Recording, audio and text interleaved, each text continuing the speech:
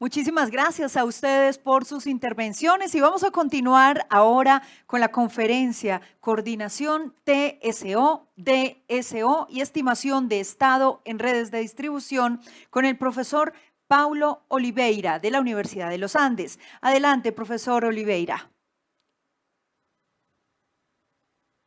Muy buenas tardes a todos.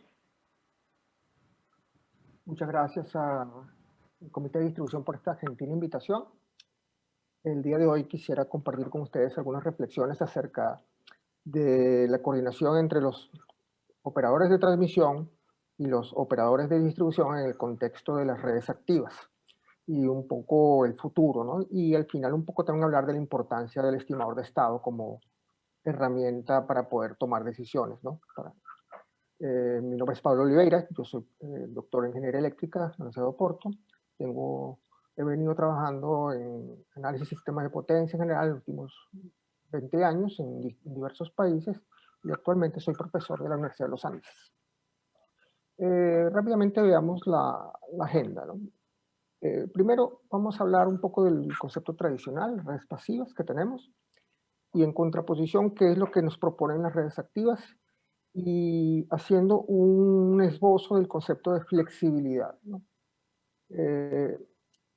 Posteriormente, una vez teniendo el concepto de flexibilidad más o menos identificado, hablar cómo se puede hacer flexibilidad con el TSO, por un lado, el operador de transmisión, el operador de distribución, por otro lado, o de una forma coordinada. Y finalmente hablamos un poquito de estimación de estado. Vamos a partir del contexto general, ¿no? El contexto general es que estamos inmersos en una transición energética en la cual, por diversos factores de presión, tanto ambientales como económicos, es necesario transformar las redes eléctricas que hemos conocido en los últimos 120 años a un nuevo paradigma que permita obtener estos objetivos tanto climáticos como económicos, de eficiencia, ¿no?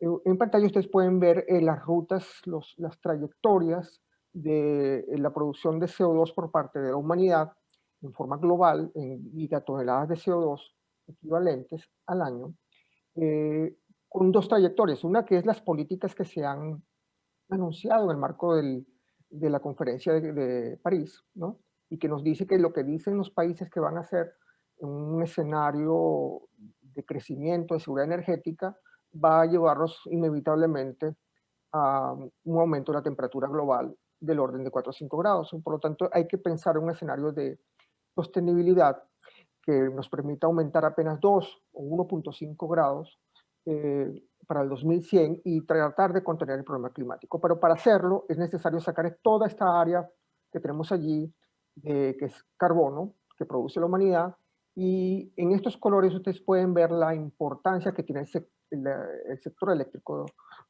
en la responsabilidad de esta mitigación, ¿no? Según la IEA, básicamente la electrificación del mundo que hemos conocido que se mueve con combustibles fósiles es un 65% en esta trayectoria hasta el año 2035. Es decir, que la electrificación está siendo empujada por un driver climático bien importante. Por lo tanto, el paradigma es convertir las matrices energéticas eléctricas de los países en lo más cercano posible a un escenario de neutralidad. Aquí podemos ver un despacho central de un país que tiene una potencia pico similar a la de Colombia. La curva negra es la curva de consumo, y podemos ver que esta es una matriz para el año 2 de marzo del 2020, por tanto es 100% renovable. Es decir, que todas las centrales a fuel y a carbón estaban apagadas y el grueso del despacho se estaba haciendo con lo que llaman con producción de régimen especial, que es básicamente energía eólica. Es importante que se sepan que esta cantidad de energía en color verde está conectada a redes débiles en general, no en redes de transmisión troncales ni absolutos. Estos países tienen redes de 400 kilovoltios, en este caso en Portugal. Son redes, sistemas que están conectados más a líneas de 69, 115 kilovoltios por el estilo. Y esta gestión de estas redes se hace básicamente fuera del ámbito del TSO, se hace directamente con unidades regionales. Esto que está en azul son las hídricas, y se puede ver que hay algo por encima del consumo porque en este país se aplica el bombeo. Es decir, como tienen poca disponibilidad de almacenamiento, se aprovecha la energía eólica excedente, incluso alguna importación que se hace desde Francia de energía nuclear barata para bombear y volver a restituir los niveles de los embalses. Por lo tanto, este es un escenario de despacho que va en línea con lo que hemos hablado de la electrificación del consumo, tener más potencia y hacerlo de manera que no se emitan emisiones, ¿no? Entonces, ¿qué hemos tenido hasta ahora? Bueno, tenemos una situación en la cual las redes son pasivas, es decir, que aquí podemos ver un diagrama de una red de distribución con dos subestaciones y una cantidad de elementos de desconexión que generalmente están en una posición tal de que la operación de la red es de forma radial. Es decir, esto tiene un área de influencia, esta otra subestación tiene otra área de influencia, y por lo tanto la operación es básicamente unidireccional, es decir, tenemos un solo flujo en el sentido de la potencia, tanto de las corrientes de carga normales como las de cortocircuito, y por lo tanto la protección es muy sencilla, de tipo de sobrecorriente, sin tomar en cuenta la direccionalidad. Por otra parte, también tenemos que decir que el MS o el DMS, si lo instalamos, típicamente está monitoreando muy pocas variables, típicamente la corriente que está en la cabecera de los circuitos, por ejemplo, y eh, uno que otro reconectador que tengamos acá. Básicamente, el control de este problema con las variables de control que tenemos, potencia activa y reactiva, la ubicación de condensadores que son considerados unidades constructivas de red y pasan a ser parte de la tarifa, es el elemento para mantener las tensiones dentro de los límites y usar reconectores típicamente para mejorar aspectos como el SAIDI, por ejemplo, o el CAIDI en este caso, como indicadores de confiabilidad. Por lo tanto, las funciones tradicionales son muy sencillas. Básicamente se reducen a hacer un flujo de carga radial. eh, la optimización que podamos hacer desde hace 40 años, estamos optimizando este sistema con lo que llamamos reconfiguración óptima, recuperación de carga óptima, si hay una falla, cuáles son los circuitos que hay que abrir y cerrar para poder garantizar la continuidad de servicio. Entonces, en este caso tenemos el hecho de que la potencia activa y reactiva que proviene de los sistemas de transmisión es unidireccional, y en todo caso el corte de estas potencias activas y reactivas programarían en algún caso en los esquemas de deslastre óptimo de carga o bote de carga. En contraposición tenemos las redes activas. En las redes activas eh, podemos trabajar con las mallas débilmente conectadas en lazos, ¿ok? Incluso pueden estar conectadas las subestaciones y tener grandes o pequeñas, como ustedes quieran, inyecciones de potencia de tipo renovable, como solar o eólica, o los cogeneradores también estar generadores sincrónicos asociados a sistemas industriales conectados a esta red y operarla de manera más compleja. En este caso, el flujo de potencia y las corrientes de cortocircuito van en múltiples sentidos. Al estar en múltiples sentidos las corrientes de cortocircuito, evidentemente el esquema de protecciones tiene que cambiar. Ciertamente que la contribución de estos equipos de electrónica de potencia, desde el punto de vista de cortocircuito, es limitado, pero pueden haber fuentes importantes de cortocircuito asociadas a generación sincrónica todavía. Y por lo tanto, eso es un cambio de paradigma importante. Pero lo más interesante es que el flujo de potencia en el enlace con el sistema de transmisión o el sistema de potencia aguas arriba, lo hacemos de manera bidireccional, y eso abre una cantidad de alternativas y posibilidades. Entonces, en la optimización de estos sistemas, tanto para optimizar el desempeño del sistema de distribución como, como la posibilidad de ofrecer servicios al sistema de transmisión, entra en lo que hemos venido llamando Smart Grid, o incluir nueva inteligencia para poder mejorar la gestión de estas redes. Un aspecto importante en la diferencia entre redes pasivas y activas es que nosotros usábamos condensadores para poder controlar la tensión. En este caso, en una red activa pudiéramos utilizar el condensador estático o dinámico que se utilizaba para control de tensión al mínimo uso posible, porque pudiéramos usar la posibilidad de cambiar el factor de potencia en algunas barras utilizando electrónica de potencia. Y por lo tanto, ese tipo de servicio puede ser de carácter local, como también lo podemos hacer en esta barra, incluso en las barras que están aguas arriba, dando ese servicio con la potencia reactiva. En este caso, la utilización de condensadores como unidad constructiva elemental del sistema de distribución pudiera llevarse a su mínima expresión. Eso tiene una cantidad de desafíos desde el punto de vista de TCO, porque este intercambio de potencia permite nuevas aplicaciones muy interesantes, que son nuevos desafíos como cómo atender el tema de las rampas de potencia que produce el cambio en muy poco tiempo de la potencia debido a los crecimientos, porque el sol se oculta en el caso de generación fotovoltaica dominante. ¿Okay? Entonces, otro tema importante con respecto al caso de las redes pasivas es que anteriormente, en el caso de las redes pasivas, teníamos un concepto en subestaciones de distribución muy ligados a la capacidad firme.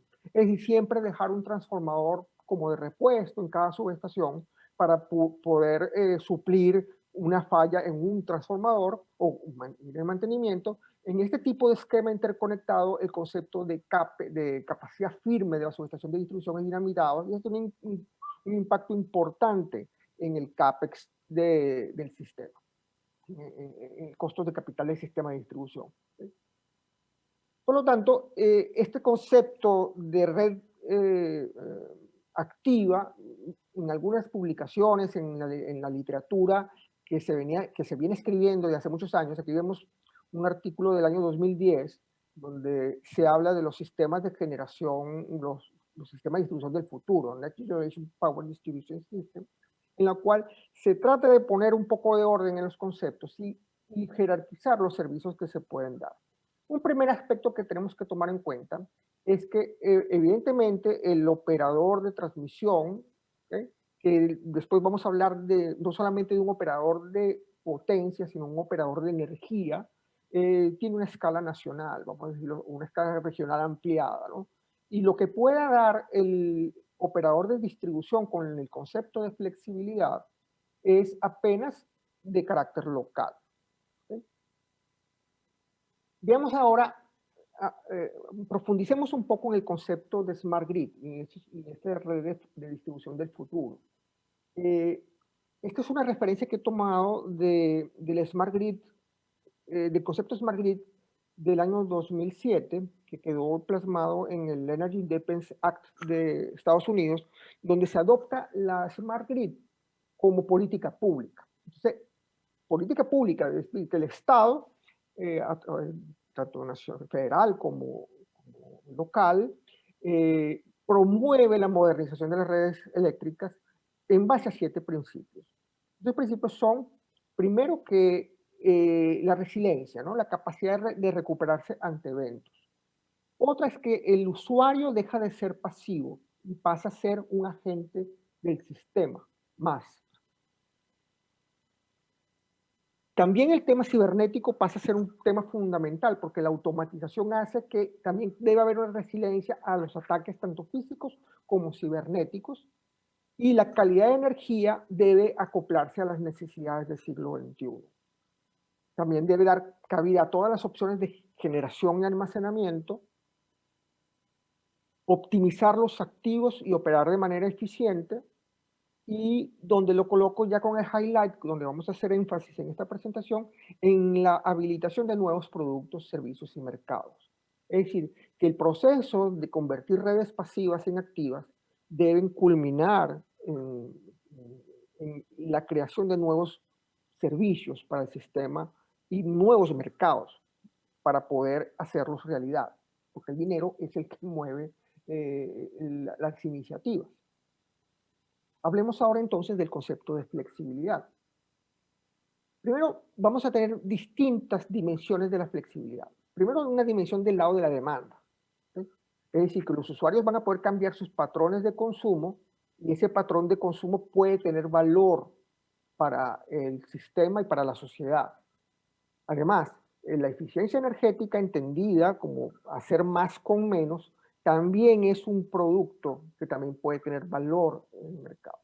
Desde el punto de vista de la generación, también vamos a tener flexibilidad en tanto en las centrales convencionales como en las centrales que no son convencionales, que son lo que llamamos las de régimen especial, eólica, solar, de energías renovables intermitentes. Eh, Esas son las dos visiones, tanto de demanda como de producción. Ahora coloquemos la tercera dimensión, que es la dimensión de la propia red, del monopolio natural, que está destinado a hacer que productores y vendedores se pongan de acuerdo y logremos mejores mercados. Allí es donde entramos en el tema de que desde el punto de vista operacional las smart grids facilitan esa interacción entre productores y generadores, y al final hay una promesa de que una operación eficiente en el lado de la distribución, que nunca ha sido mayoritariamente tomada en cuenta para el tema de la optimización del sistema, conduzca a unos costos evitados que finalmente impacten en el costo del servicio. Recordemos que el costo del servicio tiene un componente muy importante, que es la remuneración de los activos de distribución, que pueden llegar hasta el 50% de la tarifa que pagan los usuarios. Y normalmente ese costo está sobredimensionado. La capacidad de transformación en distribución es varias veces la demanda pico del sistema que tienen las ciudades, por el hecho de que tenemos mucho cobre, mucho hierro instalado y estamos dejando mucho sistema con bajos factores de utilización.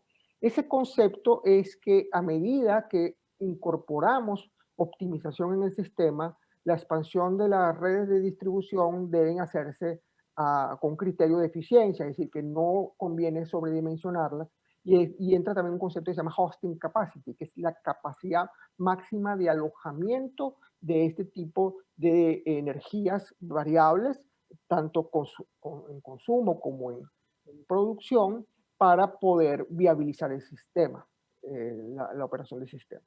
Finalmente, tenemos una dimensión de mercado, que es un poco la que podemos hacer énfasis en esta exposición, donde estos costes evitados se trasladan también al plan de expansión de transmisión, y también en costos evitados en el despacho.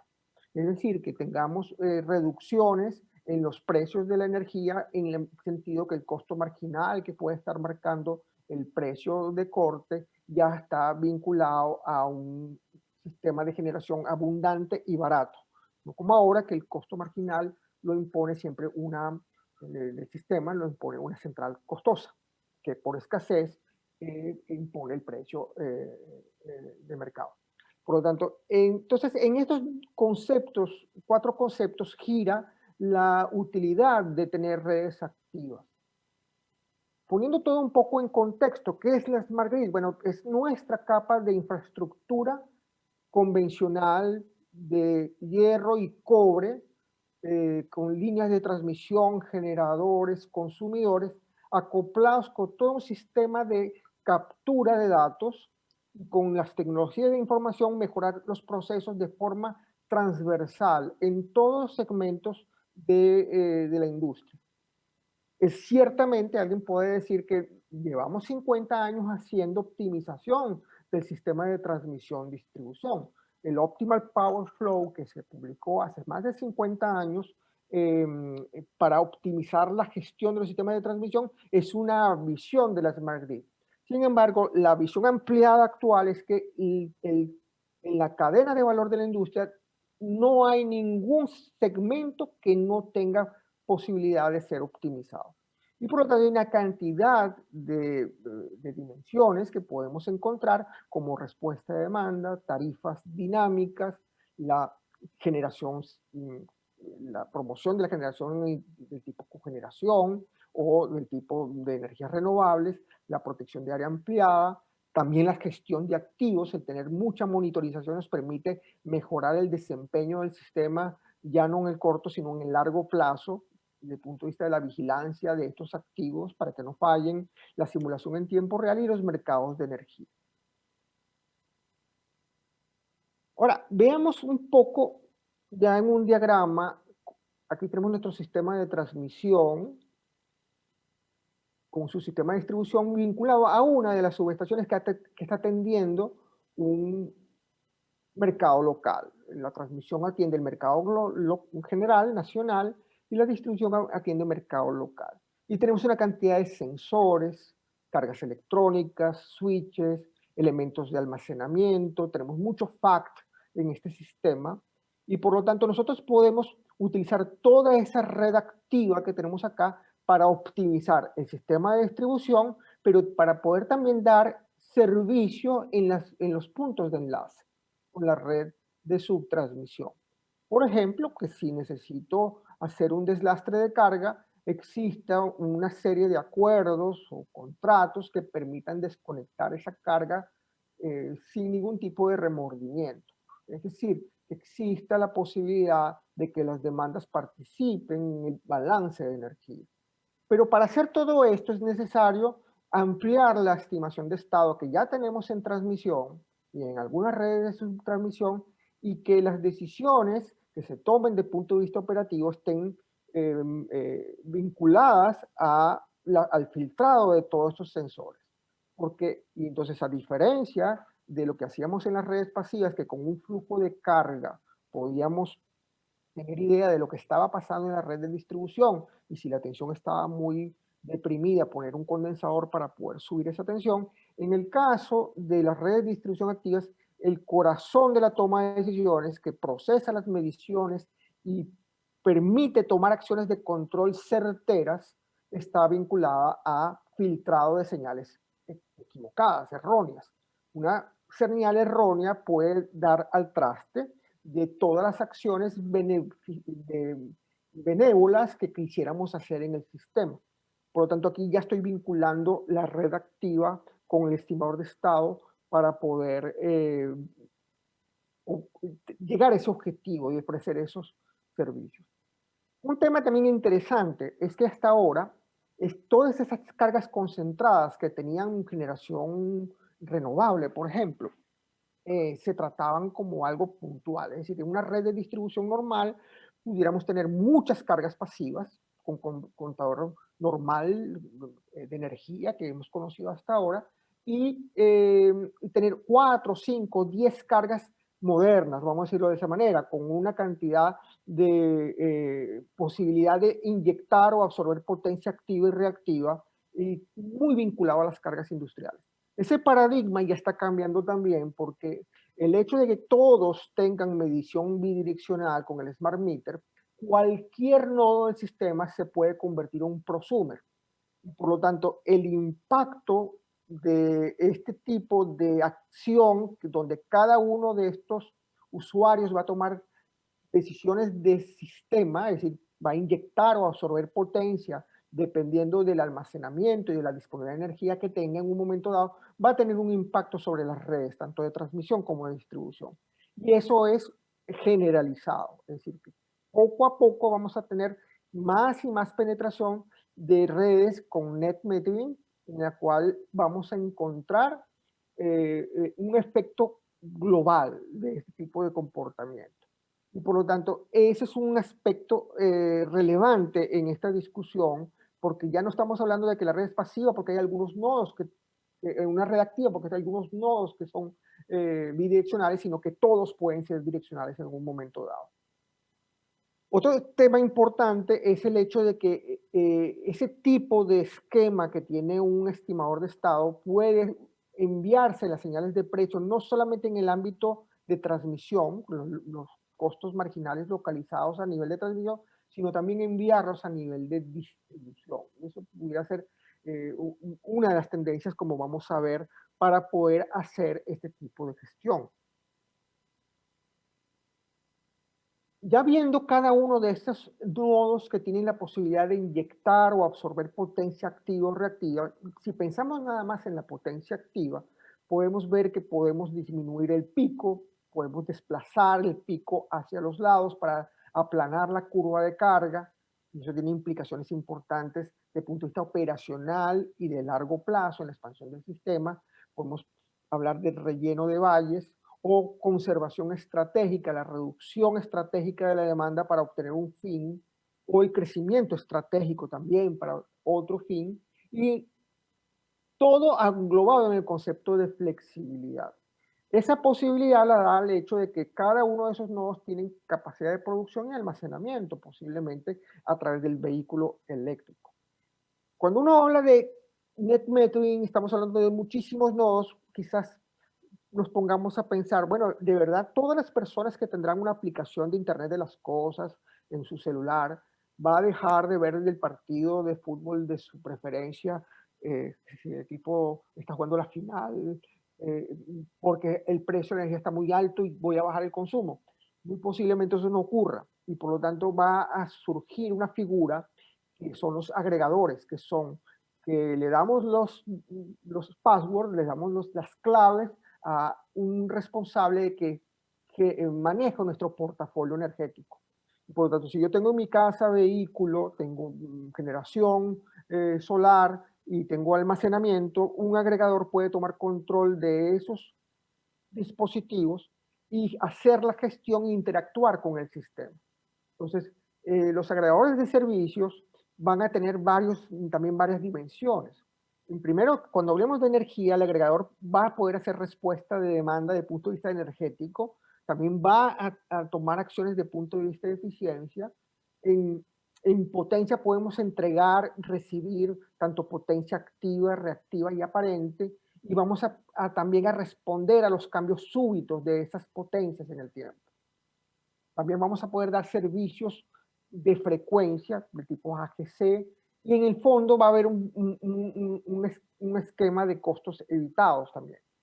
Y en el caso de tensión, también vamos a tener ese tipo de esquema. Aquí les voy a dar un ejemplo de algo que hemos trabajado en la universidad. Recientemente publicamos un artículo con la profesora Ángela Cadena, con un estudiante de maestría, en la cual hablábamos de qué sucedía en Colombia con, con un agregador único expuestos a precios marginales con 400.000 vehículos eléctricos, que es un poco el plan que tiene el país para la expansión. Entonces, aquí podemos ver unas curvas de, de demanda. En el caso colombiano, aquí tenemos la potencia diaria. ¿Okay? En la curva azul vemos la curva de demanda original sin coordinación, ¿okay? De los vehículos eléctricos, conectándose según las preferencias típicas de las personas que llegan a cierta hora a las viviendas y conectan su vehículo con la tarifa plana, vamos a decir lo que tenemos ahora, ¿no? Y vamos a tener un problema de sobredemanda importante. ¿Okay? Si se hace una gestión inteligente de ese storage, estamos hablando de 400.000 vehículos, con precio marginal local, con precios variables en el tiempo, es posible lograr una coordinación y no obtener este elemento tan importante acá, ¿no? Esto es básicamente un ejercicio de optimal power flow, es decir, correr el flujo de carga óptimo para la condición de máximo bienestar social, es decir, la condición de competencia perfecta, esperando que todos los actores actúen racionalmente. El tema ahora es que, bueno, vamos a definir esos servicios y cómo sería la coordinación entre la transmisión y la distribución. Nosotros en pantalla podemos ver una serie de circulitos en los cuales vamos a ver la empresa de transmisión con su operador, una figura que puede ser el mismo operador que está manejando la energía, Energy System Operator a nivel de transmisión, y tenemos recursos de flexibilidad tanto en transmisión como en distribución. Y por lo tanto, esto es a escala nacional, vamos a hacerlo así, desde el punto de vista nacional. Si las tomas de acciones de estos mercados de flexibilidad en distribución están focalizados en distribución, vamos a hablar de un tipo de gestión centrada en distribución en la cual la relación entre la transmisión y la distribución se hace directamente entre los operadores. ¿Okay? El DSO interacciona con información y acuerdos, vamos a decir que están de intercambios de potencia, intercambios de potencia activa, potencia reactiva, están prefijados en ese ámbito. Por lo tanto, este esquema está centrado en el DSO, aquí tenemos el operador de red, aquí está el operador del sistema de distribución, Y aquí tenemos la figura del agregador que concentra una gran cantidad de consumidores unitarios con sus posibilidades de flexibilidad, ¿no? De generación distribuida, y todos ellos están vinculados al DSO a través de un contrato, básicamente, ¿no? Un contrato donde se llega a un acuerdo que tiene una contrapartida económica, por supuesto. Entonces, todo este esquema está centrado en la distribución, pero también pudiera hacerse de punto de vista de la transmisión, que sea el transmisor, a través de la figura del Energy System Operator, el que haga las relaciones contractuales de procura y activación con cada uno de los entes distribuidos a nivel de distribución. Evidentemente, este esquema es pesado desde el punto de vista de la información. Sin embargo, la acción de los DSO, que son normalmente no muy avanzados, típicamente necesitan un tiempo de adaptación, no participan directamente en la contratación de estos servicios con los agregadores. Es decir, los agregadores entran en contacto directo con el operador energético de transmisión o de sistema y no lo haría con el sistema de distribución. Entonces la carga de trabajo lo tiene la transmisión. En este caso, la carga de trabajo lo tiene cada uno de los despachos de distribución en conjunción con un operador energético de distribución. Cuando hablamos de ambos coordinados, tendríamos una situación donde tenemos una fusión de ambas y se establecen esas relaciones contractuales o bien con el operador de transmisión o bien con el operador de distribución. ¿Sí? Entonces, los arreglos con los agregadores, ¿sí? O con los sistemas de energía locales de importancia se hace directamente a través de unos esquemas contractuales de activación y procura con cada uno de los entes según sea el caso. ¿Cómo se hacen esos esquemas?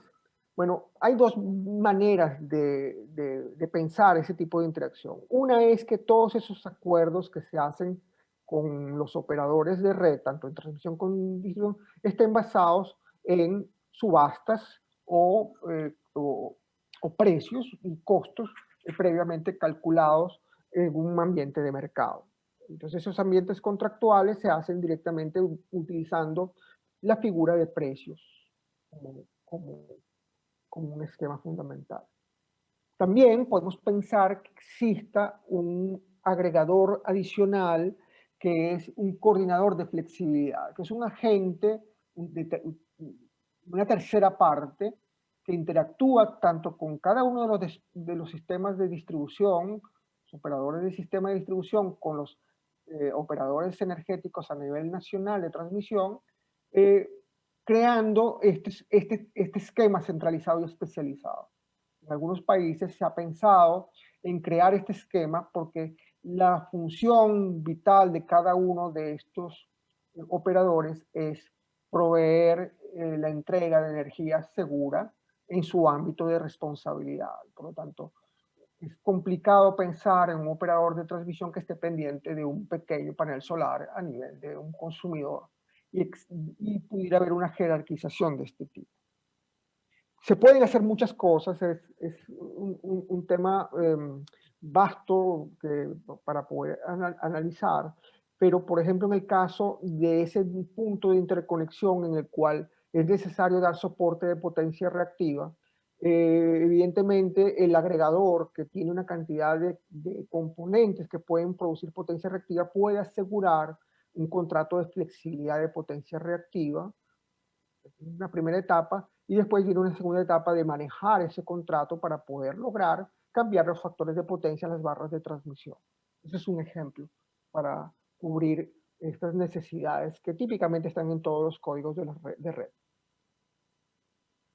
Volviendo a nuestro esquema, nuevamente, para poder hacer todo este esquema de flexibilidad, tanto en potencia activa y hacer esa reacción contractual, es necesario tener muy bien telemedida la red de distribución, sus inyecciones y sus controles, y poder hacer una buena estimación del estado de la red, para poder tomar acciones que sean concretas y acertadas. Ese es el punto fundamental. Hay un cambio tecnológico importante, que es el hecho de que prácticamente todos los equipos de medición de corriente y tensión actualmente, dice que aquí dice Y por B igual a I, esa es la matriz de admitancia multiplicada por el bus de tensiones, que es igual a las corrientes inyectadas. Nosotros llevamos muchísimos años resolviendo el problema no lineal de flujo de potencia, porque las mediciones que tenemos son de potencia, pero hoy en día podemos usar satélites para poder sincronizar mediciones de corriente y tensión. Aquí podemos ver un paper del año 94 donde cuando ya los primeros PMU, las primeras mediciones fasoriales, se noticiaba como una gran noticia el hecho de que eh, se confirmaba la ecuación de flujo de potencia, ¿no? De que la potencia es proporcional a la tensión multiplicada sobre la reactancia por el seno de delta, ¿no? Esa ecuación, para poderla comprobar, había que tener sincronizadas tensiones y corrientes. Hoy en día, prácticamente todos los sistemas van a poder sincronizarse y la estimación de estado de distribución pasa a ser de alguna manera sencilla. Incluso nosotros pudiéramos pensar, y aquí pudiéramos extender el concepto de estimación de estado, que es muy bien conocido en transmisión, en no solamente saber qué está pasando con la corriente en cada una de las tres fases del sistema de distribución en todo momento, con esas mediciones sincronizadas, sino también qué está sucediendo con los desbalances. Incluso poder estimar las resistencias de puesta a tierra de los apoyos o las corrientes residuales. Recordemos que nosotros podemos dar flexibilidad para poder dar servicios de mercado, pero no se puede descuidar el hecho cierto de que tenemos que mantener la calidad de servicio a nivel local. Y por lo tanto, todo se puede hacer, pero se deben cumplir las disposiciones de los reglamentos técnicos de cada uno de los países. Por lo tanto, el hecho de que tengamos cargas dinámicas importantes, tanto monofásicas como trifásicas, principalmente monofásicas, con muchos elementos que tienen componentes de corriente importantes, que vamos a tener desbalances importantes en las tensiones de las redes de distribución, y la estimación de estado va a tender a vigilar estos esquemas. Por lo tanto, la visión de la red de distribución se amplía. El modelo tiene que mejorar. Es decir, que no solamente tenemos que estar visualizando los modelos tradicionales en secuencia positiva, sino que de punto de vista de la complejidad de la red, que tiene tres fases y en algunas redes tienen neutros corridos, tenemos desbalances, condensadores, una cantidad de equipos, y el objetivo es tener todas estas mediciones que se ven acá con estos circulitos, mediciones de corriente, mediciones de tensión, incluso mediciones de neutros, de tensiones en neutro, para poder tener una claridad acerca de lo que está sucediendo en el sistema. Es decir, minimizar el error cuadrático medio de esas medidas de campo, menos lo que tienen que dar según el modelo matemático, y aquí están las varianzas de las mediciones, del error medio cuadrático, del error de todos esos sensores que están desplegados en la red y que están sujetos a las redes de equilibrio de red. Evidentemente, este tipo de elemento complejo ni siquiera en algunos casos, apenas ahora es que se están incorporando en los programas de gestión de redes de distribución, en los DMS.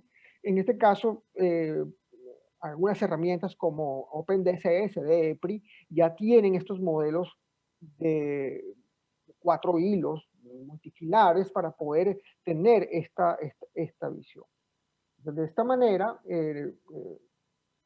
concluyo un poco la exposición de cómo la flexibilidad producida por las redes activas pueden incorporarse al sistema, y siempre y cuando tengamos una idea clara de lo que está sucediendo en distribución, para que esos contratos que se vayan a hacer a través de los agregadores o directamente de cada uno de los agentes tengan viabilidad técnica. Es decir, que esta complejidad pasa porque cada uno de los responsables de la operación del sistema logre competencias importantes tanto en modelación como en control de su sistema. Sin más, muchas gracias por su atención y nos vemos en una próxima oportunidad. Muchísimas gracias, profesor. En este momento los vamos a invitar a una pausa de café. Ya regresamos.